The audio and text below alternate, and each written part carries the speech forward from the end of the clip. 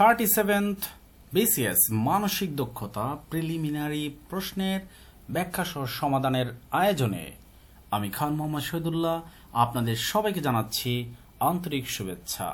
চলুন আলোচনাটি শুরু করা যাক। 1 নম্বর প্রশ্নটি হচ্ছে, ভোরবেলায় আপনি বেড়াতে বের হয়েছেন। বের হওয়ার সময় সূর্য আপনার সামনে ছিল। কিছুক্ষণ পরে আপনি বাম দিকে ঘুরলেন, কয়েক মিনিট পরে আপনি ডান দিকে ঘুরলেন। এখন আপনার মুখ কোন দিকে? তো এই ধরনের প্রশ্নের ক্ষেত্রে আমাদের যেটা করতে হয়, আমাদের দিকটা আসলে মেমোরিতে সেট থাকতে হয়, তাহলে আমাদের এটা সহজেই বের করা যায়। তো শুরুতে বের হয়েছে এবং সূর্য আপনার সামনে ছিল, এই কথাটা বলা হয়েছে। তো আমরা জানি সূর্য ভোরবেলায় থাকে পূর্ব দিকে, তার মানে আমার মুখ ছিল পূর্ব দিকে। তো এরপর আমি বের হলাম, বের হয়ে কিছুক্ষণ পরে বলা হয়েছে আপনি বাম দিকে ঘুরলেন, আমি বাম দিকে ঘুরলাম। বাম দিকে ঘুরে কয়েক মিনিট পরে আপনি ডান দিকে ঘুরলেন, তো আমি ডান দিকে ঘুরলাম। তো এখন বলা হচ্ছে এখন আপনার মুখ কোন দিকে? আপনারা দেখতেই পাচ্ছেন মুখ এখনো পূর্ব দিকে। তো পরীক্ষার সময় তো আসলে আমরা এরকম হেঁটে ঘুরে এগুলা নির্ণয় করতে পারবো না। সেক্ষেত্রে আমাদের যেটা করতে হবে, প্রশ্ন অনুসারে আমাদের রেখা টানতে হবে। আমি সূর্যের দিকে মুখ করে যেহেতু বলা হয়েছে, এই জন্য আমরা পূর্ব দিকে রেখা টানলাম, তারপর বাম দিকে রেখা টানলাম, তারপর ডান দিকে রেখা টানলাম। এখন রেখাটা আসলে কোন দিকে ফিরে আছে? পূর্ব দিকে। সুতরাং সঠিক আনসারটি হবে ক। 2 নম্বর প্রশ্নটি হচ্ছে, কোনটি অগ্নির সমার্থক শব্দ নয়? অগ্নি সমার্থক শব্দগুলো হচ্ছে অনল, আগুন, বহ্নি, দহন, হুতাশন, শিখা, সর্বভোগ, বৈশ্যানর ইত্যাদি। তো আমরা অপশনগুলো যদি একটু খেয়াল করি, পাবক, হুতাশন, বহ্নি এগুলো আসলে অগ্নি সমার্থক আমরা জানি, তার মানে সঠিক আনসারটি হবে ঘ। 3 নম্বর প্রশ্নটি হচ্ছে, একটি মোটা ও একটি চিকন হাতলওয়ালা স্ক্রু ড্রাইভার দিয়ে একই মাপের দুটি স্ক্রুকে কাঠ বোর্ডের ভিতরে সমান গভীরতায় প্রবেশ করাতে চাইলে কোনটি ঘটবে? তো এখানে বুঝতে হবে মোটা এবং চিকন হাতলওয়ালা। তো হাতলটা এটা হচ্ছে আসলে আমরা যদি যান্ত্রিক সুবিধার চিন্তা করি, সেক্ষেত্রে হাতলটাকে আমরা হুইল বা চাকার মতো ভাবতে পারি এবং স্ক্রুটাকে আমরা অক্ষদণ্ড হিসাবে ভাবতে পারি। তো সেক্ষেত্রে যেটা হয়, যান্ত্রিক সুবিধাটা হচ্ছে যার চাকাটা হচ্ছে বেশি বড় থাকবে, তার মানে হাতল বড় থাকবে, যান্ত্রিক সুবিধা বেশি হবে। তো তার মানে আমরা বুঝতেই পারতেছি যে ক নম্বর অপশন আছে মোটা হাতলের ড্রাইভারকে বেশিবার ঘুরাতে হবে। এটা আসলে ভুল কথা। মোটা হাতলের যেহেতু সুবিধা বেশি, সুতরাং বেশিবার ঘুরাতে হবে না। চিকন হাতলের ড্রাইভারকে বেশিবার ঘুরাতে হবে। হ্যাঁ, এটা সঠিক কথা। কারণ আমরা জানি মোটা হলে মোটা হাতলের ড্রাইভার সুবিধা বেশি এবং চিকন হাতলের সুবিধা কম। আর ঘ তো হবেই না। সুতরাং সঠিক আনসারটি হবে খ, চিকন হাতলের ড্রাইভারে বেশিবার ঘুরাতে হবে, এটা অসুবিধা। তো আমরা আরো একভাবে বুঝতে পারি, সেটা হচ্ছে যেমন গাড়ির হচ্ছে স্টায়ারিং, সেটা যদি আসলে খুব ছোট হতো তাহলে গাড়ির দিক পরিবর্তন করার জন্য কিন্তু অনেকবার ঘোরাতে হতো। কিন্তু এটা একটু বড়, তাই কিন্তু অল্প একটু ঘোরালেই গাড়ির খুব সহজেই দিক পরিবর্তন করতে পারে। এভাবে আমরা এটা চিন্তা করে বা উদাহরণের মাধ্যমে বুঝতে পারি। 4 নম্বর, 5 এর কত শতাংশ 7 হবে? তো আমরা ধরে নিই নির্ণয় শতাংশ হচ্ছে ক। প্রশ্নমতে 5 এর ক পার্সেন্ট ইকুয়াল হচ্ছে 7 বা 7। তো 5 এর আমরা ক পার্সেন্ট বলতে আমরা যেটা বুঝি সেটা হচ্ছে ক বাই 100 সমান 7। এখন আমরা যদি শুধু যেহেতু আমাদের শতাংশ দরকার, কর মান দরকার, কটাকে রেখে দিলাম। 5 এর হিসাবে আছে, মানে গুণ হিসাবে আছে, তার মানে ডানে গেলে ভাগ হিসাবে হয়ে যাবে, নিচে চলে যাবে। আর হ্যাঁ, 100টা দেখতে পাচ্ছি ভাগ হিসাবে নিচে আছে, সুতরাং ডানে যদি যায় সেক্ষেত্রে সেটা উপরে গুণ হিসাবে চলে যাবে, অনেকটা এরকম। তো এখন আমরা যদি একটু 5 দিয়ে 5কে যদি ভাগ করি সেক্ষেত্রে 1 বার যায়, এবং 100কে যদি ভাগ করি সেক্ষেত্রে 20 বার যায়। 20 এবং 7 এটা যদি গুণ করি 140 হয়। তার মানে আমরা বলতে পারি ক ইকুয়াল হচ্ছে 140। সুতরাং সঠিক আনসারটি হবে ঘ।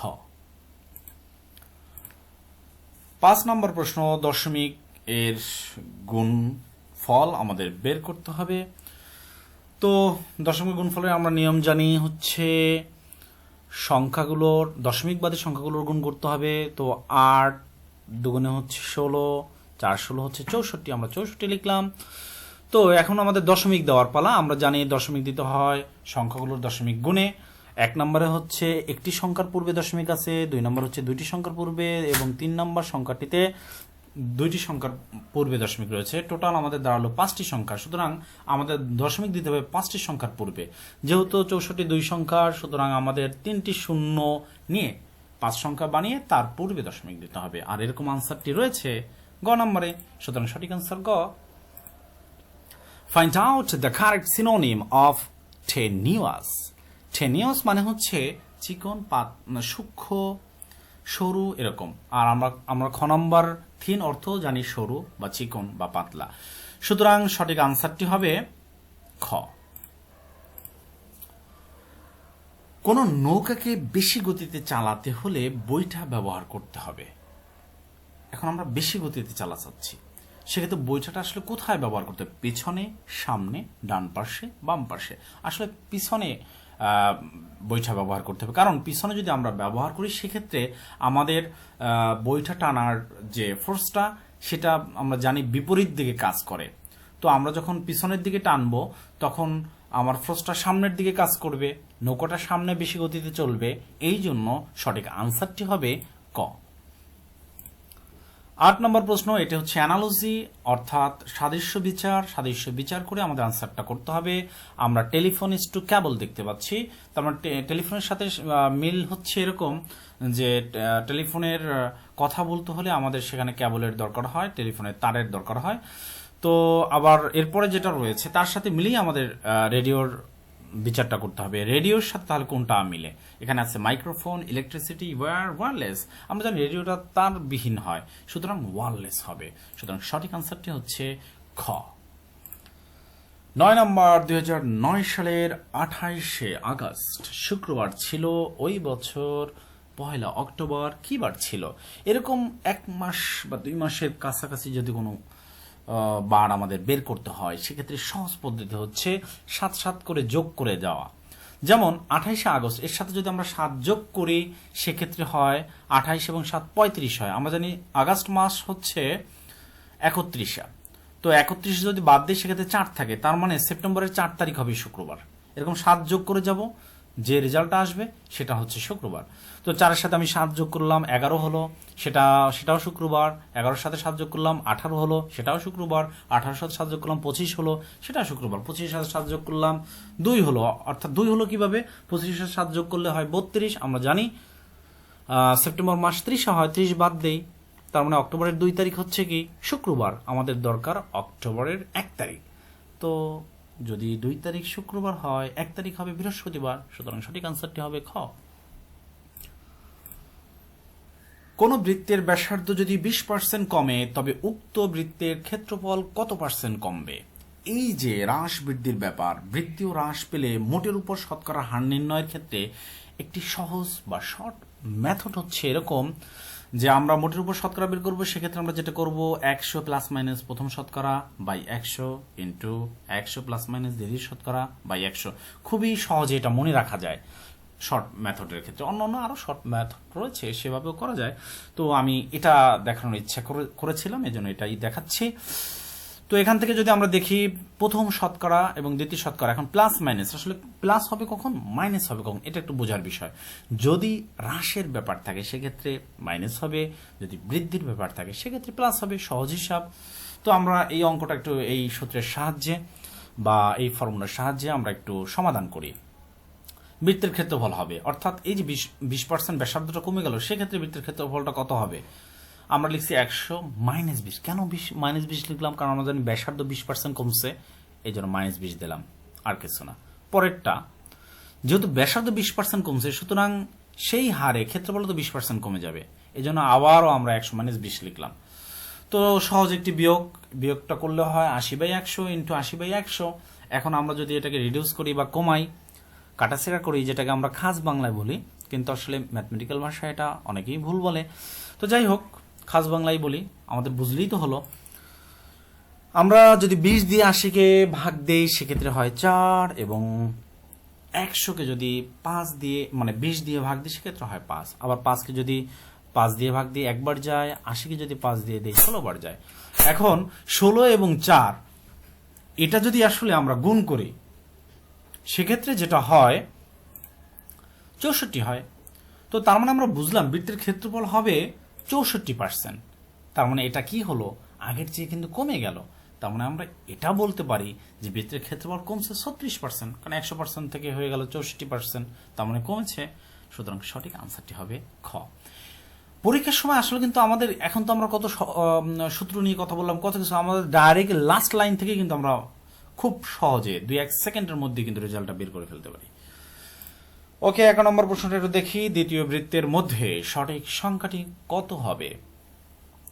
তো আমরা একটু সম্পর্কগুলো দেখি, যেহেতু দ্বিতীয় বৃত্তটা আমাদের নির্ণয় করতে হবে এর কেন্দ্রে কি হবে। তো আমাদের প্রথম এবং তৃতীয় এর এই দুইটার যদি সম্পর্ক আমরা বিশ্লেষণ করতে পারি তাহলে কিন্তু আমরা তৃতীয় মানে দ্বিতীয় কেন্দ্রে যেটা হবে সেটাও বের করতে পারবো। তো আমরা দেখতে পাচ্ছি 81 এবং 9। তো 81কে যদি 9 দ্বারা আমরা ভাগ দিই সেক্ষেত্রে 9 হয়। আবার 56কে যদি আমরা 7 দ্বারা ভাগ দিই সেক্ষেত্রে 8 হয়। তো এখন এই 9 থেকে যদি 8 যদি আবার বিয়োগ করি সেক্ষেত্রে 1 হয়। আমরা যদি খেয়াল করি কেন্দ্রে কিন্তু সেই একই আছে। আবার তৃতীয় বৃত্তের ক্ষেত্রে যদি একটু খেয়াল করি সেক্ষেত্রে আমরা দেখব 36কে যদি আমরা 9 দ্বারা ভাগ দেই সেক্ষেত্রে হয় 4, এবং 27কে যদি আমরা 9 দ্বারা ভাগ দেই সেক্ষেত্রে হয় 3। এখন 4 থেকে যদি 3 যায় সেক্ষেত্রে হয় 1, এবং আমরা দেখতেই পাচ্ছি কেন্দ্রে কিন্তু সেই একই রয়েছে, ঠিক না? তো সেইম ওয়েতে আমাদের দ্বিতীয়টাও নির্ণয় করতে হবে। দ্বিতীয় কেন্দ্রে যেটা হবে সেটা হচ্ছে আমরা দ্বিতীয় বৃত্তে দেখতে পাচ্ছি 36 আর 3, 36কে 3 দ্বারা ভাগ দিলাম 12 হলো। আবার 27কে হচ্ছে 9 দ্বারা ভাগ দিলাম 3 হলো। 12 থেকে 3 আমরা বিয়োগ করলাম 9 হলো। সুতরাং কেন্দ্রে হবে 9। সুতরাং সঠিক আনসারটি হবে ক। কোন বানানটি শুদ্ধ? এখানে গ বানানটি শুদ্ধ রয়েছে। 13 নম্বর হচ্ছে বিভা ইষ্টু কিরণ ইষ্টু সুবলিত ইষ্টু কোশ্চেন মার্ক। অর্থাৎ আমরা যদি একটু খেয়াল করি এটাও অ্যানালজি অর্থাৎ সাদৃশ্য বিচার। তো বিভা এর সমার্থক শব্দ হলো কিরণ, সুতরাং সুবলিতের সমার্থক শব্দটা আমাকে খুঁজে বের করতে হবে। তো এখানে সুবলিতের সমার্থক শব্দটি হচ্ছে সুগঠিত, সুতরাং সঠিক আনসারটি হবে খ। 14 নম্বর, if LOYL is coded as JOWAZ, then PRONE is coded as। তো আমাদের আসলে সম্পর্কটা আগে ভালো মতো দেখতে হবে। আমরা দেখতে পাচ্ছি প্রথম লেটার হচ্ছে এল, এটা কোডেড হয়েছে তার পূর্বের লেটারের আগের লেটার জে, কারণ এল এর পূর্বের লেটার ছিল কে, তার আগের লেটার হচ্ছে জে, সেটা হয়েছে। আবার যদি আমরা ও খেয়াল করি এটা অপরিবর্তিত অবস্থায় আছে, অর্থাৎ দ্বিতীয়টা কোনো পরিবর্তন হয়নি। তৃতীয় নাম্বারটা যদি দেখি ওয়াই, এটা পরিবর্তন হয়েছে তার পূর্বের লেটারে আগের লেটারের ডাব্লিউ হয়েছে। এবং আবার যদি আমরা চতুর্থ লেটারটা খেয়াল করি, চতুর্থ লেটার কোনো পরিবর্তন হয়নি। পঞ্চম লেটার এসে আমরা আবার সেম ওয়ে দেখতে পাচ্ছি, সেটা হচ্ছে তার পূর্বের লেটারে আগের লেটার হয়েছে। সুতরাং আমাদের এই সেম ওয়েতেই PRONE এটা কোডেড করতে হবে। এখন যেহেতু আমরা দেখতে পাচ্ছি দ্বিতীয় এবং চতুর্থ এই দুইটি বর্ণে কোনো পরিবর্তন হয় না, সুতরাং PRONE এরও দ্বিতীয় এবং চতুর্থের কোনো পরিবর্তন হবে না। তো আপনারা একটু খেয়াল করেন যে এখানে গ নাম্বারটা আসলে চতুর্থ লেটারটি পরিবর্তন হয়েছে, সুতরাং গ নাম্বারটা শুরুতেই বাদ। তারপরে আমরা এখন প্রথম বর্ণটা নির্ণয় করি নিয়ম হিসাবে। পি এর পূর্বের লেটার আগের লেটারটা কি? পি এর পূর্বের লেটার আগের লেটারটি হচ্ছে NOP, ঠিক না? তো এরপরে আমরা দেখতে পাচ্ছি আসলে এন আছে শুধু খ এবং ঘ নাম্বারে, শুধু ক নাম্বারে যেহেতু নাই এটাও আর চিন্তা করার দরকার নেই, অপশন থেকে ওটাকে বাদ দিয়ে দিলাম। এখন আমরা যদি একটু খ এবং ঘ নাম্বারটা একটু খেয়াল করি সেক্ষেত্রে আমরা দেখব সম্পূর্ণটাই সেম, কিন্তু লাস্ট লেটারটা আলাদা। তার মানে আমাদের তৃতীয় লেটারটাও আর চেক করার কোনো দরকার পড়ে না, যেহেতু তৃতীয় লেটার সেমই আছে, সুতরাং এটা ঠিকই আছে। তো আমরা তার লাস্ট লেটারটা একটু পরীক্ষা করি, সেক্ষেত্রে ই এর পূর্বের লেটার আগের লেটার হচ্ছে সি, আর সেটি রয়েছে ঘ নাম্বারে, সুতরাং সঠিক আনসার হবে ঘ। লাস্ট কোয়েশ্চেন, একটি লন রোলারকে যদি দুইজন ব্যক্তির একজন টেনে নেয় ও একজন ঠেলে নেয়, তবে কার বেশি কষ্ট হবে? ক, টেনে নেওয়া ব্যক্তির, খ, ঠেলে নেওয়া ব্যক্তির, গ, দুজনের সমান কষ্ট হয়, ঘ, কোনোটিই নয়। তো এখানে গ এবং ঘ হবে না, কারণ আসলে দুজনের সমান কষ্ট হওয়ার কথা নয়, এবং কোনোটিই হবে না, এটাও যৌক্তিক নয়। তো টেনে নেওয়া এবং ঠেলে নেওয়া এটা বোঝার জন্য আমাদের নেসের থিওরিটি আমরা অ্যাপ্লাই করতে পারি। আমরা জানি কোনো রোলারকে যদি আসলে ফোর্স করা হয়, অর্থাৎ পুলিং ফোর্স, যে টেনে নেওয়া হয়, সেক্ষেত্রে তার নিচে যে ফোর্সটি কাজ করে সেটা হচ্ছে রোলারের ওয়েট, এবং উপরে এবং সামনের দিকে এই পুলিং ফোর্সটা আসলে কাজ করে। তো যার কারণে আসলে ইফেক্টিভ যে ওয়েটটা থাকে সেটা আসলে কমে যায়, যার কারণে এটা টেনে নেওয়াটা সহজ হয়। আর পুশিং এর ক্ষেত্রে যেটা হয়, তার নিচে তো একটা ফোর্স রয়েছেই, রোলারের ওয়েট, আরও একটা নতুন ফোর্স চলে আসে, সেটা হচ্ছে পুশিং এর ফলে নিচের দিকে আরও একটি ফোর্স ক্রিয়েট হয়, যার কারণে আসলে যেটা হয়, ইফেক্টিভ যে ওয়েট সেটা আসলে বেড়ে যায়, কারণ রোলারের ঘর্ষণ বেড়ে যায়, এটাকে ঠেলে নিতে কষ্টও হয়। সুতরাং আমরা বলতে পারি যে খ, ঠেলে নেওয়া ব্যক্তির কষ্ট বেশি হবে। সুতরাং সঠিক আনসার হবে খ। তো নো মোর টুডে, আবারও একটি ভিডিও নিয়ে ইনশাল্লাহ দেখা হবে। আজকে এ পর্যন্তই। আসসালামু আলাইকুম ওয়া রাহমাতুল্লাহ।